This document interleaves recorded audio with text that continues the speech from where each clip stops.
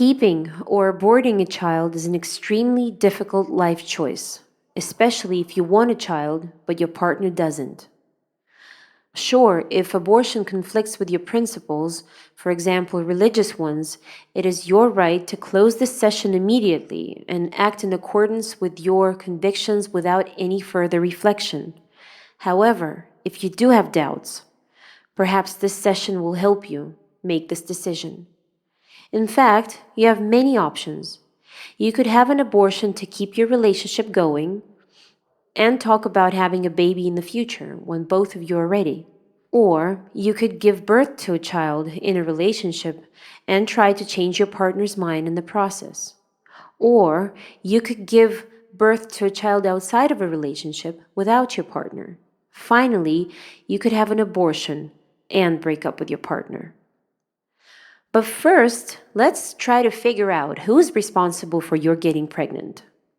There may be several options here as well. Let's say you didn't plan for a child, but how did you protect yourself from unwanted pregnancy? Are you on the pill? Did you use condoms or any other form of birth control? Say you are on the pill and you still got pregnant. Well, in this case, don't blame yourself or your partner. That's one story. A whole other story is if you used unsafe methods, such as interrupted intercourse or having sex on the safe days of your cycle. Any gynecologist will tell you that those are unreliable birth control methods. You may not have known about this, but try to take this in. Your pregnancy is a shared responsibility. It is not just yours. It is not just your partner's. It's the responsibility of the two of you. Maybe you noticed that he was not protecting himself with you, but you had a fantasy thought that he wants children, so you said nothing. But he never talked about it. He never said that he wants children. So you never spoke to your partner about the condom, and you leaped to a conclusion that you wanted. And he probably just thought that interrupted intercourse couldn't result in pregnancy. And this is just an example of how vital it is to talk about through the seemingly obvious stuff in your relationship. One way or another, do not shift responsibility from your expectations to your partner. Your disappointment can be very painful, but it's not your partner's fault.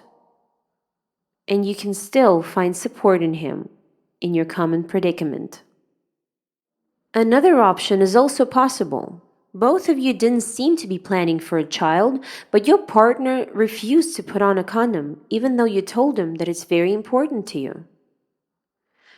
Perhaps you decided to take the risk of an unwanted pregnancy just to keep your partner happy? Can you answer this question? In this case, we're talking about your partner neglecting your health, or even worse, we're talking about sexual violence on his part. After all, even though you agreed to have sex, this does not mean that you will allow him to do anything he wants in the process. When something happens during sex against your will, it is considered sexual abuse, even if it happens in a relationship. His refusal to use contraception during sex, despite your request, is no exception. Think about how safe and comfortable this relationship is for you, with or without a child. Anyway, regardless of the previous events, let's say that you are already pregnant.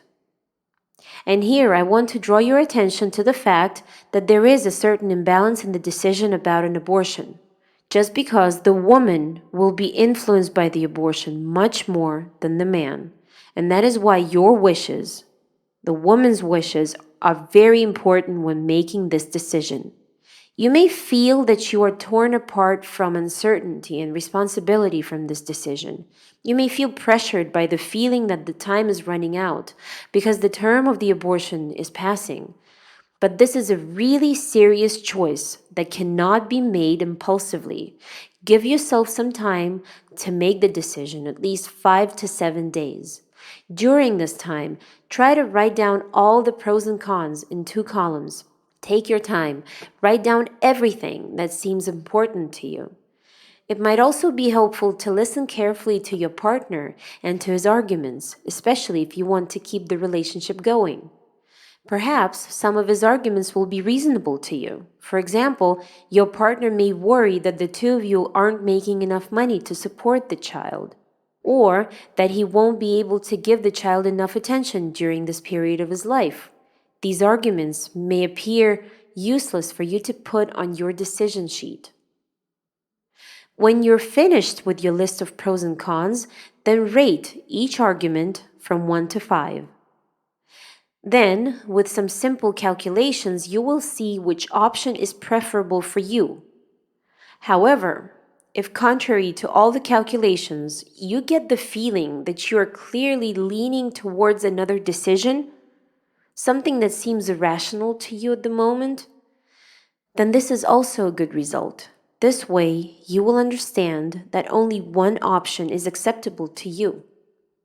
When making this decision, consider that your partner's support is very important in raising your child. During pregnancy and caring for a baby, a woman is very vulnerable. She is more dependent. And if you do not plan to raise a child outside of a relationship, then think about whether you can rely on your partner during this period, especially if he did not want this child. Pay special attention to this issue if your relationship has already shown signs of violence. Perhaps you have hopes that your partner will change his attitude and that he will become a wonderful father. And this can happen, sure. But unfortunately, you have no guarantees, especially if at the moment your partner wants you to have an abortion. Try to rely on the information that makes you confident. Ask yourself, are you really ready to accept the risk that your partner will refuse to help you raise the child? Or do you still secretly believe that you can control his desires and behaviors, especially with this pregnancy? Do you still think that you can change him?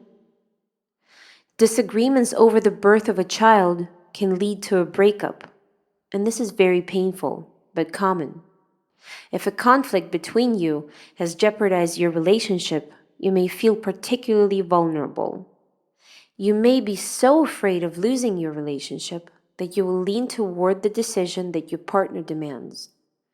Your thinking will assume the worst, and you will think that you will be left alone forever and ever, you will be useless and with a child. Remember that these are just pictures that your brain shows you. It's not a prediction of the future. In reality, you're able to cope with much more than you think. In addition, the conflict that happened between you cannot be erased from memory. And if you go for a fake compromise, trying to glue your relationship with the baby, that probably won't help. Your relationship can fall apart even if you give in to your partner against your will. It can be really difficult for you, but know this, no matter how you get out of the situation, the experience you get will be invaluable. It will be very important. It will allow you to understand a lot about your life values and the quality of your relationship with your partner.